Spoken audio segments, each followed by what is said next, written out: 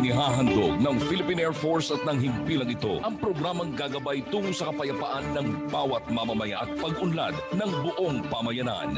Usapang Pangkapayapaan, Usapang Pangkaunlaran. Maayong adlaw sa tutanan mga higala, kami po inyong Philippine Air Force, your air warriors and skylifters in the Visayas at muli pong sumasayang papawid ang aming palatuntunang Usapang Pangkapayapaan, Usapang Pangkaunlaran Cebu. Kauban ang tulo ka partner na muna radio station diri sa Cebu City. Daghang kayong salamat no kay Ma'am Annabel Lagrosas of DYMR 576 kHz Radio Pilipinas. Kay Sir Jonis Napalyakan of DYLA 909 kHz, kay Ma'am Eileen Navarro of DYAR 765 Sunshine Radio Cebu, kay Ma'am Payet Renyan and Ma'am Hazel Gloria of PIA 7 sa pagtabang sa itong programa karong adlaw. Ako po yung host, First Lieutenant Edward B. Baguio, Philippine Air Force, at kasamang aking mga co-host na sina Second Lieutenant Lovelyn Ramirez, AW1C Yasmin Saladar, and Airwoman Angel Pistejo, Philippine Air Force. Partner? Yan, isang mapagpalang araw para sa ating lahat, lalo na sa ating libo-libong tagapakinig at tagapagsubaybay sa programang ito, ang Usapang Pangkapayapaan, Usapang Pangkaunlaran Cebu. Tayo din po ay mapapanood sa ating social media platform sa Facebook page ng CMOAMC, 1000 BG Binyab, 1000 PAF, at ng Up Cebu. Ang programa pong ito ay para po sa ating pagnanais na maihatid po ang impormasyon sa merong nakakinalaman sa ating pagsulong at kapayapaan, kaunlaran sa ating pong bansang Pilipinas. Partner? Thank you, partner. And let us also welcome our other comrades from Air Mobility Command, from 2OPIP Tactical Helicopter Wing, from 220th Airlift Wing, from 250th Presidential Airlift Wing, from 5OPIP Search and Rescue Group, and 5th ARSEN. Daghang kaayong salamat for tuning in with us and for supporting our program. Partner? Mga kasama at kinagagalak po natin makasama ang ating resource speaker ngayong araw. Walang iba kundi si Kaderib ng Central Visayas Coordinator for National Integrated Cadre Team. Isa po siyang rebel returnee. Sir, bumati po muna tayo sir sa ating pong mga tagapakinig at taga-subaybay. Isang maginto at bayaning hapon po sa lahat. At salamat po sa pag-imbita dito. Malaking maganda ito sa aming mga former rebel na Friends for Real. At saka magandang hapon po sir, ma'am. Yes, thank you sir. Magandang hapon, partner. So, sir, ang una po nating katanungan, sir, tanungin po natin muna, sir, kung kamusta naman po kayo, sir? Ma'am, nagpasalamat tayo una sa may kapal, sa Panginoon, na nandito pa rin tayo, nagpatuloy pa rin sa ating adhikain, na tulungan natin ang buong sambayanan. Ayos na naman po, ma'am, sir. Yun, sir. Buti naman po, sir, no? Okay naman po kayo. Okay po yung pakiramdam nyo. Sir, pwede po ba namin malaman or pwede nyo po bang ipakilala ang National Integrated Cadre Team sa ating mga viewers? Okay po, ang Integrated National Former Rebel is as combination ng fundamental ng pagkakaisa ng mga former rebel na bumalik sa gobyerno, na yung kanilang prinsipyo at baruganan, yung prinsipyo ng kanilang narating sa buhay ay hindi talaga mawawala dahil andyan na yan. Kaya ang kailangan ng mga former rebel, kaya isang unique at isang malakas at nagkakaisang mga former rebel para sa totoong bayan ng ating kinakailangan ang tapat na pagbalik loob ng mga former rebel. Thank you, sir. Partner? Yan po sir, no? Napakalaking kagalakan po talaga sa part namin na pinaunlakan nyo po yung request namin na maging interviewee po namin kayo ngayon. So ngayon po hindi naman po lingid sa kaalaman nating lahat na kayo po ay isang rebel returnee po kung tawagin. Pero bago po nangyari yon, maaari po ba naming malaman kung ano po ang nag-udyok sa inyo or naghikayat para sumapi po kayo sa CPP, NPA, NDF noon at kung ano po ang naging papel nyo sa loob ng grupo na ito?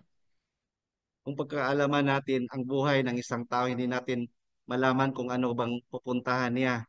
Pero sa aking buhay o kahit sa mga iba't ibang mga Friends for Real na ngayon ay bumalik na sa gobyerno ay iba't ibang mga circumstansya o yung circumstance na bakit sila napunta sa armado. At sa akin ay kaming talagang mga pamilya ay isa talagang na-organize, no?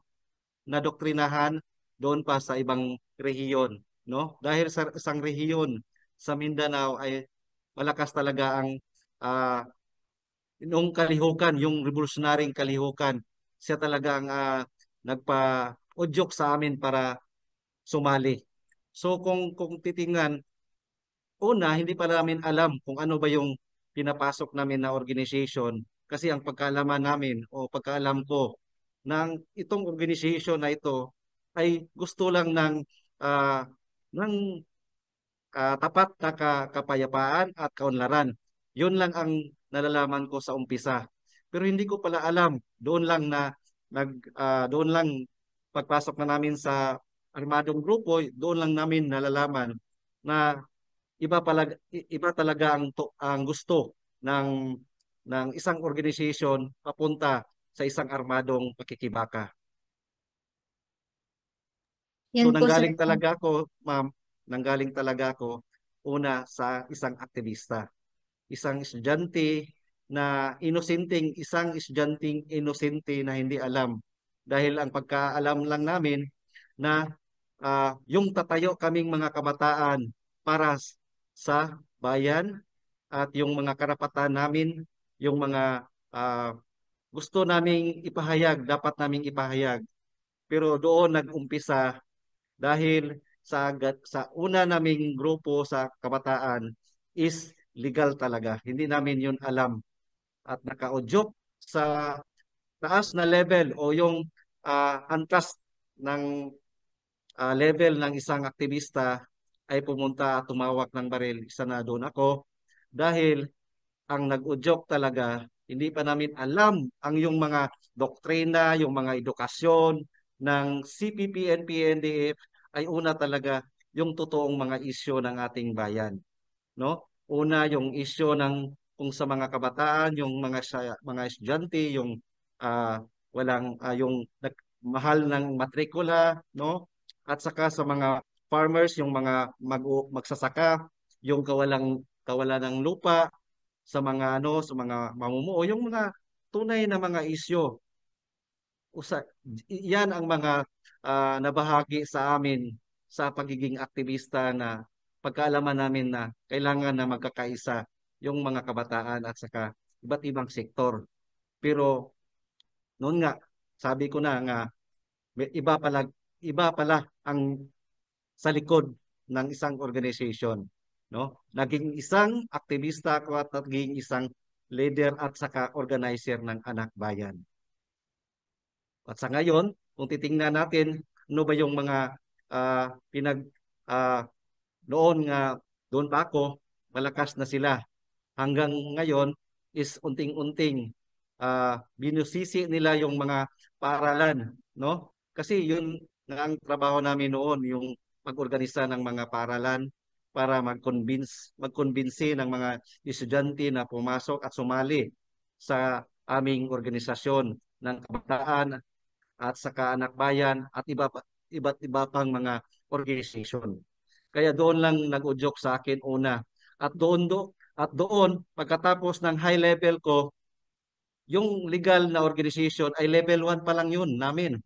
Doon, pag nakitaan ka ng potential o positive na ginagawa mo na isa kang aktibo dyan sa organization, yun na naging level 2 na ako at ino-open na nila yung mga edukasyon na pang-armed struggle. Yung kailangan talaga ang humawak ng pumunta sa bundok at humawak ng baril para sa pagkakaisa at itong sistema ng demokrasya ng GRP ay wasakin at kailangan yung bayan natin ay hindi na kailangang baguhin talaga yung bayan natin. So isa sa mga reason ng paging armado kung nag-udyok sa akin ay yung pagka mahihirap tayo, yung walang wala talaga. Kasi yung papa ko isa lang walang klarong trabaho, yung mama ko wala ding klarong trabaho. So ang kahirapan ang nag-udyok sa akin para sumali ng armado. Yun nga po, no. Ang sabi niyo po kanina is, ang nag-udyok po sa inyo ay yung para sa karapatan at kapayapaan. Pero dahil kulang po sa kaalaman and naisama po tayo sa grupo na hindi po natin in-expect na ganun po ang magiging instruktura pagpasok niyo sa loob. Maraming salamat po ulit sa pag-anyaya po sa amin na sumali dito sa interview na ito. Sana po ay mas maraming kabataan po ang makarinig ng kwento niyo. Tama ba, partner? Yes, partner, tama po. And then, tama din po yung sinabi ni Sir na at least nalaman natin kung paano mag-recruit or maghikayat yung kabilang grupo, partner. And sir, para naman po sir sa aking katanungan, sir, ano naman po sir yung mandato ng CPP, NPA, NDF sa mga urban at rural area po, sir? Thank you, sir. Sir and ma'am, at sa lahat ng mga nakikinig, kailangan dapat nilang malaman na mag-uumpisa ka talaga sa isang aktivista. Then, doon mo malalaman yung mga doktrina na talaga, yung mga o libro ng Marxism, Leninism at Maoism. Yung Marxismo, Leninismo at kaisipang Mao Zedong na ibinigay na mga dokumento na ah, kailangan mong aralin. Doon kami doon kami mas na nabigyan ng mataas na kwalifikasyon. Doon namin nalaman yung mga yung sabi na nga is konkretong yung katilimbang problema. Doon namin nalaman yung AKAP, yung sistema, AKAP. Ano ba yung AKAP? Kahit hanggang ngayon, yan ang sinisigaw ng mga rallyista. Noon kami, nagrally kami. Yung sistema ng Pilipinas daw o sistema ng ating bayan ay AKAP, alang-alang kolonyal, alang-alang feudal. Sabi na nga merong nagkolonyal ng isang bansa ang Pilipinas. At saka yung feudal, yung is concern yon ng mga mga mga magsasaka na hanggang ngayon ay wala pa ring ah, ah, totoo at malaking kalupaan na nabubuhay sila. So yun ang ginatawag namin na reformang agraryo. So doon lang namin yan nalalaman sa mga doktrina at edukasyon. Merong bahagi sa CPP and PNDF na ito palang CPP and PNDF, yan ang pinaka-highest na mga organo ng pagpangulo ng isang CPP, siyang nangulo o tagapangulo at ang kaniyang itong Communist Party of the Philippines siyang taga-advise, siyang taga-command, siyang leader o siyang ulo ng mga gustong gustong gawin ng CPP and PNDF. At itong NPA ay isa itong siya ang forces o siya ang armado para pagdepensa o depensahan yung mga leader ng ah, mga malalaking leader ng CPP o yung Communist Party of the Philippines.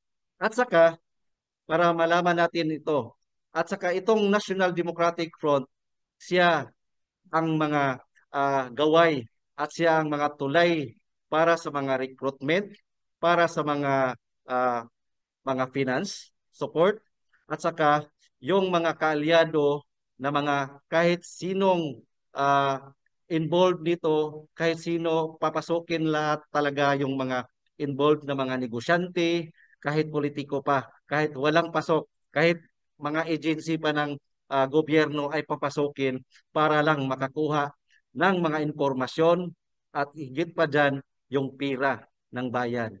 At yan ang gagamitin namin para sa pagbili ng mga armas at bala para iwasak sa ating bayan.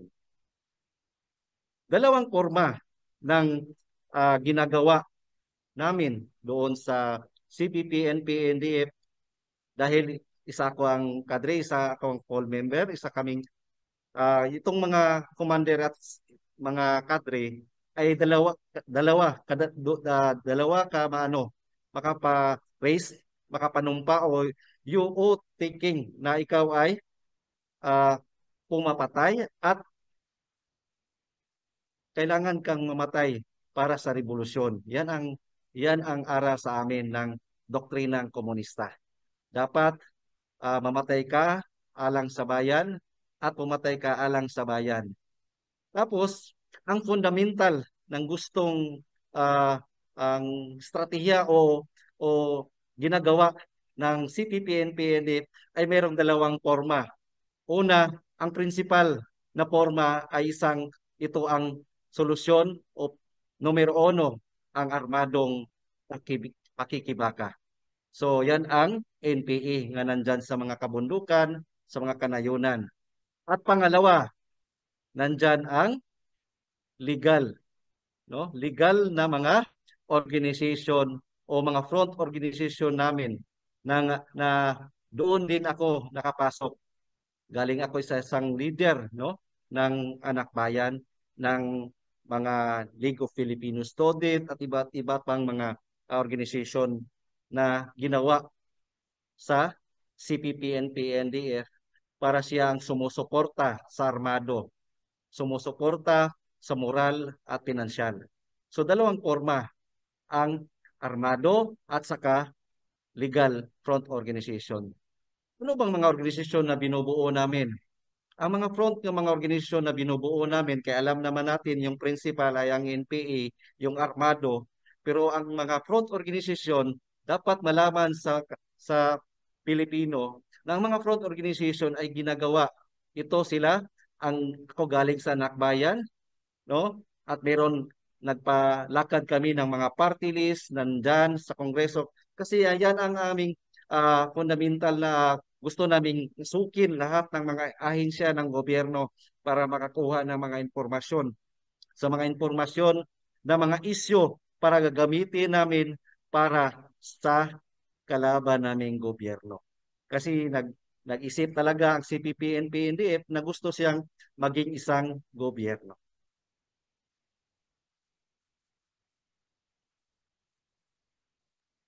Sir, para naman sa aking katanungan, no? Na-mention niyo po kanina yung paano kayo na-recruit sa rural area. So, ngayon naman sir, paano po ang pag-uorganisa at pag-recruit ng CPP-NP-NDF sa urban areas naman? Okay po, dalawang forma, merong armado sa red area, yung sektor na vulnerable, yung mga magsasaka, at saka yung mga kababayan at saka mga kabataan. So sa sa kung sabi namin yan sa kabundukan. Dito naman sa mga lungsod at saka mga syudad ay talaga ang front namin ng mga organization na binubuo, no? Mga binubuo na mga organization na halintulad sa ah, isang pastor, sa isang merong talaga yung mga information namin na mga magaganda talaga yung mga pagsasalita namin, yung tinatawag naming propagandista at organisador.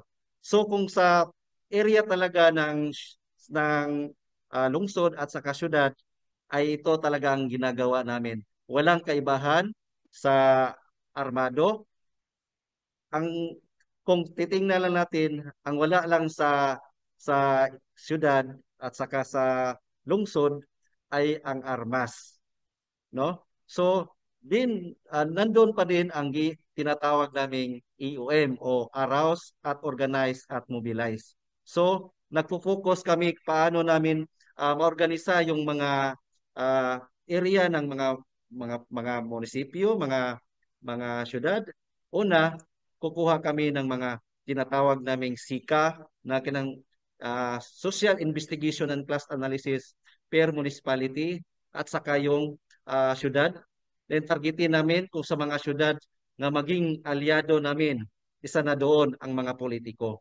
At yung mga politiko, wala kaming bahala sila kung mag-aaway sila.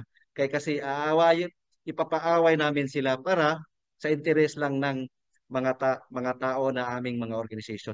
Mag-uorganisa kami sa isang barangay, sa barangay, tungo sa mga isyo, dadalhin namin na sa barangay ng itong gobyerno, walang pakialam, itong municipal. yung mayor walang pakialam. So kami ang magdala ng ng impormasyon at saka magsabi kami na tulungan kayo. Nandito kami, kailangan nga magkakaisa ang ibang-ibang sektor. Yun nga, kung sa Binisaya pa na paborito kay namo ang magpasalig yung yung mga pangako, no? Maganda kaming magpropaganda ng mga pangako.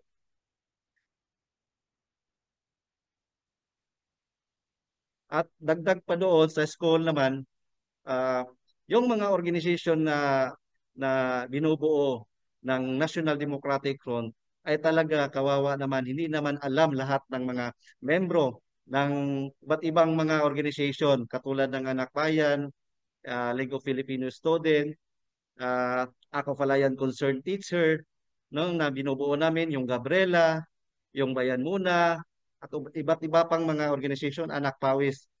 Kung titingnan natin, kawawa yung mga naging membro kasi hindi nila alam kung ano ba ang totoong ah, kulay o sa loob nito. Kasi sa matag organization, mayroon lang dyan tatlo o apat na mga ah, ah, nak- naka naka yung mga highest organo o yung mga leader ng mga alam nila kung ano yung target nila. So apat lang 'yan. So yung iba na mga membro diyan, hindi nila alam na sila pala ay ah, kasabay ng CPP, NP, NDF.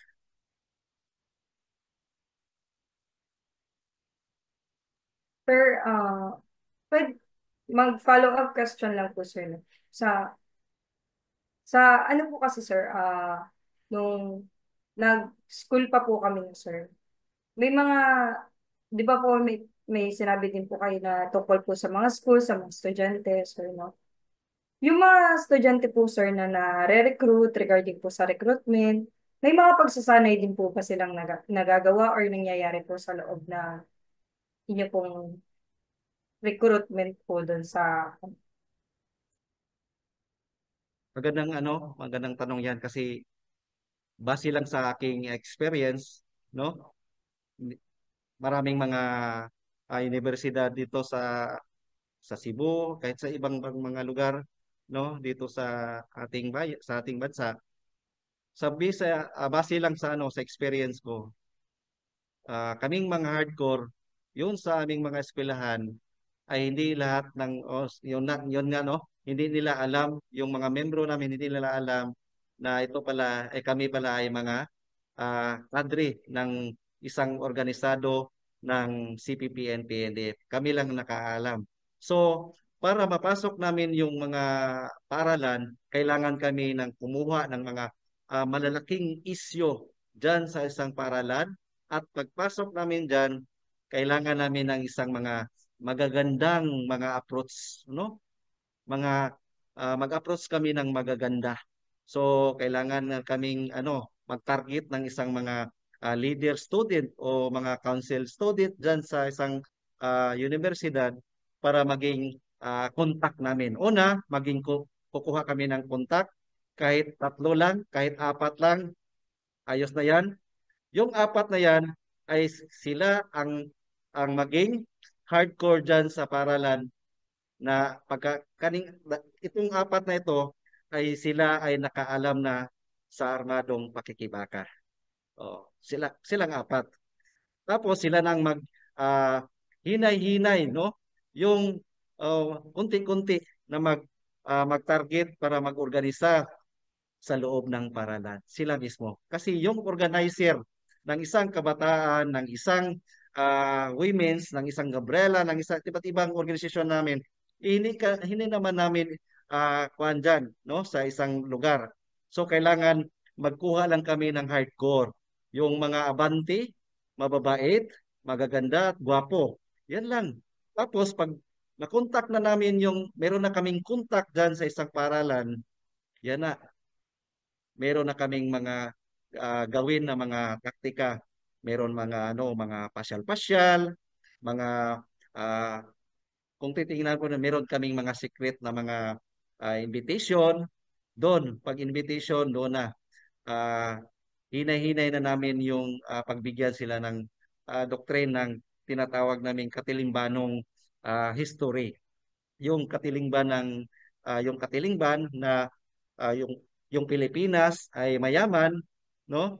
Pero naghihirap ang taong bayan. So doon, then tapos ipasok na namin yung issue, problema nila at saka sa totoo lang yung iba't ibang mga estudyante ay kinukuha namin yan lahat isa-isa ng yung anong impormasyon, meron bang problema ito sa kanilang pamilya, yung mga magpapa nila, kung meron bang problema. So, pag merong problema, yan ay makukuha namin.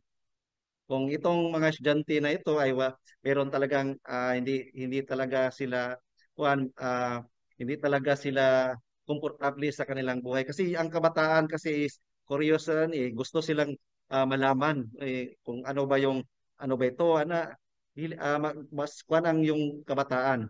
So pag meron na kaming mga contact sa mga school, sila na din ang mag-infiltrate sa mga iba't ibang ah, mga kurso. So, nag-target sila tapos pag mabuo na dahil nila yung organization nila ng isang kabataan o isang kababayan, pag mabuo na nila, nandoon na dayon na. Yung mga hardcore na apat na contract namin, erase namin yun sa isang level 2, katulad sa akin, na kailangan na kailangan absoluto talaga o mandatory talaga nga kami ay mag-immersyon sa armado. So pupunta kami sa mga front guerrilla zone o sa mga zonang guerrilla para i-immerse kami doon para mapakita sa amin na totoo palang kahirapan ng mga magsasaka. No? Yung propaganda talaga, yung ideolohiya, yung edukasyon, doon kami mas mabansay o maging malakas. So, sir, yun nga po, no, kaya po, kailangan din po talaga natin na nag-conduct po ng Campus Peace and Development Forum, no? Thank you, sir, kasi nakakasama po namin kayo sa mga ganong activities. Sir, sa sunod po nating katanungan po. Ano naman po, sir, ang mga nararanasan nyo habang kasapi pa kayo ng CPP, NPA, NDF, at ano nga po ang pinakamahirap na naranasan nyo habang kayo po ay miyembro pa po ng grupo, sir? Hanggang ngayon hindi ko talaga ma-explain yung hirap talaga na malayo ka sa yung mama mo, yung papa mo, yung pamilya, yung mga kapatid mo. Yun ang pinakamahirap. Yun talaga. Yung sakripisyo ng walang kain, walang tamang tulog, walang saktong pahinga, eh ang nagpapalakas lang sa amin doon ang yung mga libro, no? Yung mga ideological, no? Mga ideolohiya ng Marxismo, Leninismo at Kalispang Mao Zedong, yung mga doktrina. So sa akin ang pinakamahirap na sakripisyo isa na doon ang pamilya, no? Malayo ka sa pamilya. At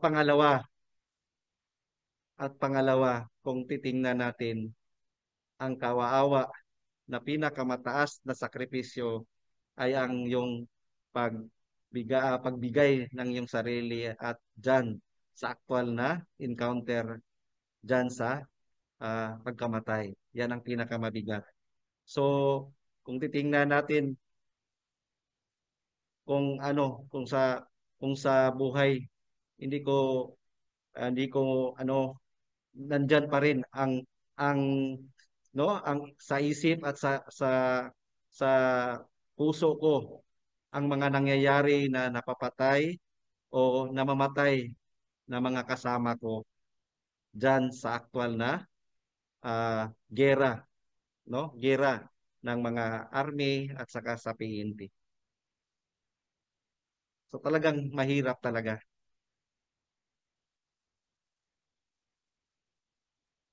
Nga po sir, nakakalungkot po isipin na kailangan niyo pong pagdaanan yung mga ganong bagay dahil po sa pagsali niyo dito sa grupo na to. At mas nakakalungkot pong isipin na meron pa po tayong mga kababayan na kasalukuyang nakakaranas po ng ganito, no? So, pwede po ba naming itanong kung paano niyo po mailalarawan ng buhay niyo habang nandito kayo sa rebeldeng grupo na ito? At kung meron po ba kayong pinagsisisihan sa pagsali niyo sa grupo na ito? Una, nandun ako sa armadong pakikibaka, galing sa ah, pagiging aktivista.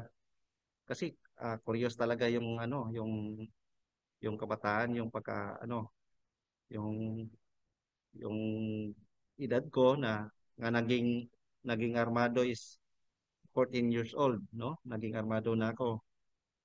Sa 14 years old ko, naging armado na ako. At hindi na ako bumalik kasi yun nga, yung doktrina ng CPP-NP-NDF na ang gusto talaga, no? Maganda talagang yung sinasabi ng doktrina na tapusin at ah, baguhin ang sistema ng Pilipinas, no? At galing sa kabundukan, no? Papunta ng mga lungsod at syudad para wasakin ang estado, para ang maging estado na ang nasudnong demokratikong revolusyon at magawa na yung gobyerno para sa perspektiba ng sosyalista at doon papunta ng komunista. So ang pinakamahirap kung titingnan yung mga gawain ko, mga ginagawa namin doon, katulad din ng ginagawa namin sa pagiging aktivista, no? Arouse, organize at saka mobilize. Ano ba yung organize? Kung sa ano pa yan, sa Bisaya pa yan is organize yung pagpukaw, pag-organisa at saka pagpalihok. So, yun nga yun ang trabaho namin, no? Sa armado is meron hindi ka pa nandyan sa gubatan, nandyan sa naghawak pa ng baril, hindi yan ang pinaka numero unong armas, kundi ang pinaka numero unong armas namin sa armado ay ang aming ideolohiya, ang aming nalalaman sa aming galing sa aktivista hanggang naging armado kami. So, yun nga, papunta kami kung sa armado, ang ginagawa ng mga armado kami ay pumupunta kami sa mga barangay para mag-contact, no? Meron kaming mga level o mga building na gagawin. Hindi building na no, ng tinitirahan na ngayon sa mga malaki nating kuan, kundi is contact building. Ito ay contact building. Then magbuo kami ng mga tinago na organization ng sektoral, ng kababayenan, ng mag-uuma, ng kabataan. So tinago 'yan, no? Hindi yan nalalaman, kundi kami ang nag-organisa. Dahil sila ang tinatawag naming mass base o basing masa. So yan ang ginagawa namin. Pag meron na kaming mga solid na basing masa, meron na sa isang barangay at saka sa municipality, sa iba't iba pang municipality, yan ay pwede na kaming gumawa ng maglunsad ng tinatawag naming tactical na opensiba. So, ang pag-ambush, pag-raid ng mga police station, at saka paghingi o tinatawag naming revolutionary tax, no? Pagkuha ng mga taxation dahil kaming CPP-NP-NDF ay ah, nag inangkin din namin na isa kaming gobyerno. Yan ang sinasabi namin, yan ang pinapropaganda namin sa mga magsasaka, ng mga inosenteng mga magsasaka. At tapos, ginagawa na namin pag meron na kaming solid na basing masa, yung zona guerrilla or front guerrilla zone, ay magkandak na din kami ng yun nga, yung mga revolutionary tax. At katulad ngayon, eleksyon, kailangan kaming kailangan na bigyan namin ng mga sulat yung mga politiko, no? Yung kapartido man o kahit sila lahat bigyan. Kailangan sila na magkuha ng permit o campaign para maging labas-pasok sila sa aming area. Pag hindi sila pumasok, yan ay todas sila talaga. Disarma o at saka maambo sila, no? Kundi kung pag meron sila pag magsukol, no? Ay talagang mapatay sila na ng aming ginagawa. Yan ang tinatawag naming tactical na opensiba. Iba pa yan, iba pa dyan ay yung tinatawag naming mga harassment na mga tactical opensiba, yung mga detachment, yung mga kampo ng PNP, police station, kampo ng mga army, ay hinaharas namin, no? Pumuposisyon lang kami ng mga bundok, tapos tamaan lang namin, barilin lang namin yan.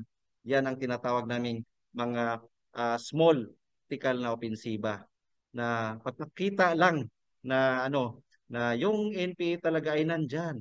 At saka nagpapakita lang na ang CPP, yun ang yung kaniyang leader, yung ulo, at saka yung NPA, siya ang magpapakita ng bangis para sumigla at tumaas yung moral ng mga leader ng CPP at saka tumaas yung moral ng mga leader ng mga nandyan sa mga front organization namin, sa mga legal na organization namin, at saka sa iba't iba pang mga POs, no? People's Organization ng mga mag-uuma, ng mga People's Organization ng mga kabataan, ng mga mamumuo, ng mga ngisda, sa mga lumad, no? Mga IPs natin, no?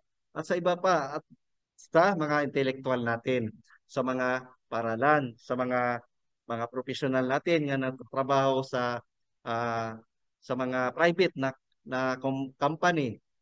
At isa pa doon ang mga leader na nakapasok sa mga ahensya ng ating gobyerno. So marami talagang ginagawa kung wala talagang tigil kasi ang sentral na misyon o tahas ng CPP at saka NPA ay wasakin at kukunin ang estado ng Pilipinas. So kailangan baliktarin. So wasakin, no, ang Pilipinas, yung gobyerno kasi gusto nga maging isang gobyerno, wala nang iba. At saka yung National Democratic Front na dyan sa mga legal na mga organisasyon namin ay siya ang maging taga-suporta at mga recruiter, no, mag-recruit para sa puwersa ng NPA at sila ang magkuha ng mga magaganda o mga matatalino na mga magiging leader ng CPP. So marami talagang ginagawa namin doon sa Kilusan. So isa na doon, kung gustuhin naming mga lugar na hindi pa namin napuntahan, wala talagang tigil, no? Papasukin talaga namin, no? Sa pamamagitan ng kung hindi mapuntahan o mapasok namin ng armado, ay gagamitan namin ng mga front organization namin na tinatawag naming meron kaming mga medical mission, mga iba't iba pang mga sektor, no? Kasama na dito yung mga religious leader namin, no? Nga na-recruit at na-infiltrate din namin kasi sila alam nila yan, no? Nga mayroon akong nakasama na mga nagiging no?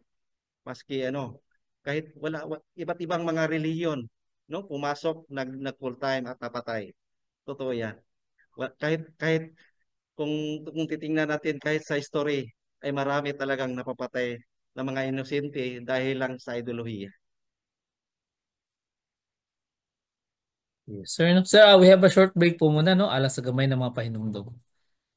In the dynamic realm of the Philippine Air Force, we don't just see ourselves as defenders of our precious skies, but as champions for every single soul within our vibrant community. Introducing the Play Avenue Therapy Center Company Therapists in partnership with Tonal and its Autism Support Program that provides services to PAF dependents with special needs. It is a beacon of hope proudly launched by the Philippine Air Force, a shining testament to our unwavering support for Occupational therapy helps kids with special needs such as autism spectrum disorder, learning disabilities, and developmental delays. to function optimally in their community and become as independent as possible. Join us in celebrating the Philippine Air Force Autism Support Program, where every individual is cherished, every dream is nurtured, and every milestone is met with thunderous applause. That's PAF in a minute. See you on our next slide. Okay, balik na ta sa atong topic para sa uban pang importanteng announcement na gikan kay Kader. Partner? Yes, partner, thank you. And sir, para din po sa sir, katanungan ko sir, paano mo po na pagtanto na dapat ka na pong magbalik loob sa pamahalaan? At pwede niyo po bang maikwento sa amin yung proseso at mga hamon na hinaharap mo po, sir? Okay. Ang pagbalik ko sa sa gobyerno, talagang hindi basta-basta, hindi din ako nag-surrender. So malaking struggle talaga, no? Mga 1 year or 2 years tingali na ini-struggle o binabalanse namin kung mag-surrender ba kami o hindi. Ako. Pero unang-una, dagdag kanina na yun nga sa buhay ko kung nandun ako sa armado, talagang nagsisisi ako talaga, no?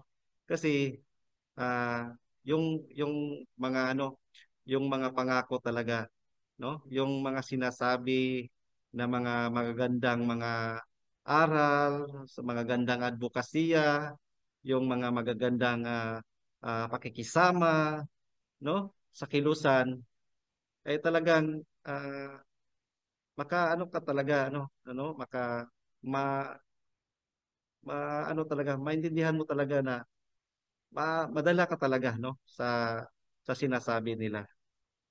Pero ngayon nga nandito na ako sa nakabalik loob na ako, nag-surrender na kami. Marami kami. Talagang nagsisisi ako nga nandoon ako. Kasi unang-una, yung kinabukasan ko na magiging isang engineer, magiging isang doktor, magiging isang isang sundalo, hindi ko na sa pangayon magiging isang guro sa public school, hindi ko na So marami kaming mga kasamahan ko na nagiba talaga yung mga pangarap. Isa na doon ako. At saka ang pinagsisihan ko talaga ay yung pinabayaan ko yung pamilya ko. No? Pinabayaan ko, hindi ako yung mga kapatid ko. So, yung pamilya talaga yung nagsisisi ako dahil hindi ko nasiguro yung mga kapatid ko. At sa ngayon na bumabalik ako, kasi ang nag-udyok talaga na bumalik ako kasi maraming mga former rebel din na nag-convince sa aming area na nagbalik loob. At isa doon, nakita namin ang mga programa na iba na talaga ang gobyerno. So nakita namin na sinisiguro na yung mga programa na naabot sa mga masa namin na tinanggap talaga ng mga masa namin.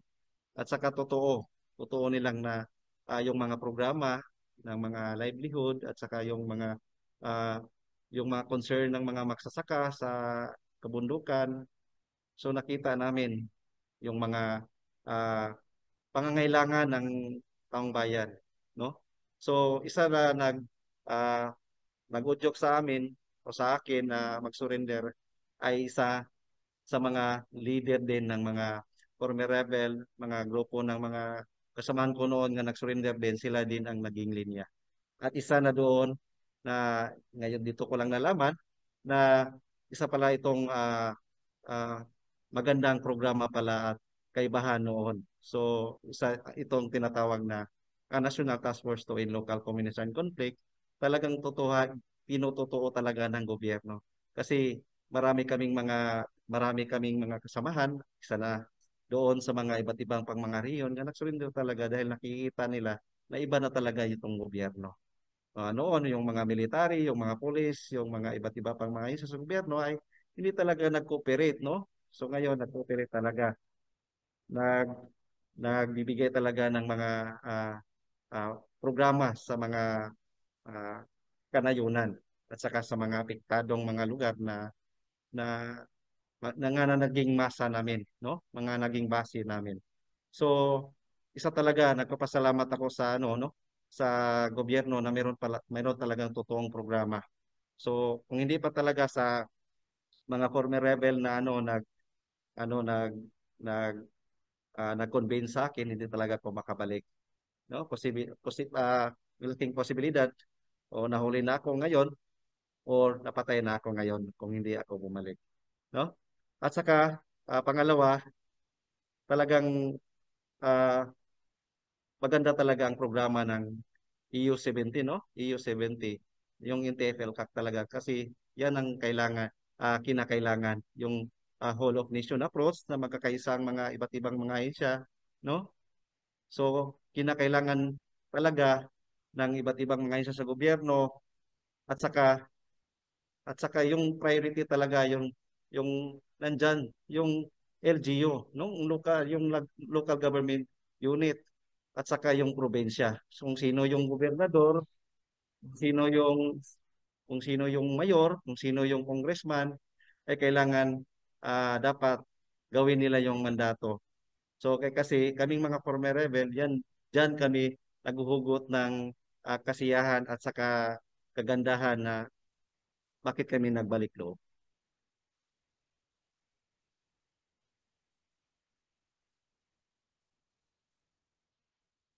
So, sir, sa sunod pong katanungan, nung nagbalik loob po kayo sa ating gobyerno, sir, ano pong suporta or tulong ang nakuha mo mula sa gobyerno? May mga plano po ba kayo sa hinaharap pa, sir?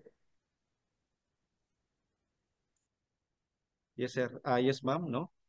Meron talaga kaming kahit sa aking pamilya, meron akong pangarap na mabigyan ng kanang kabuhayan at saka no, kanang bahay kasi wala naman akong ah, ah, tinitirahan na akin at saka nakikitira lang ako, no, sa aking mga relatives, no. So kung titinan, wala akong lupa at wala akong bahay.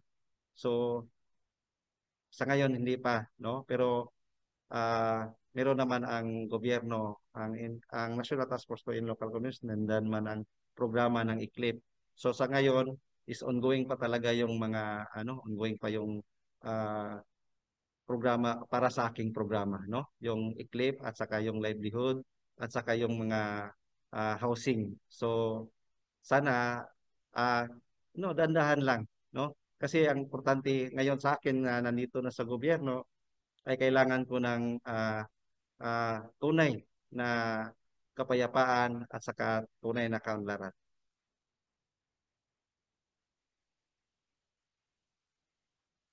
Partner?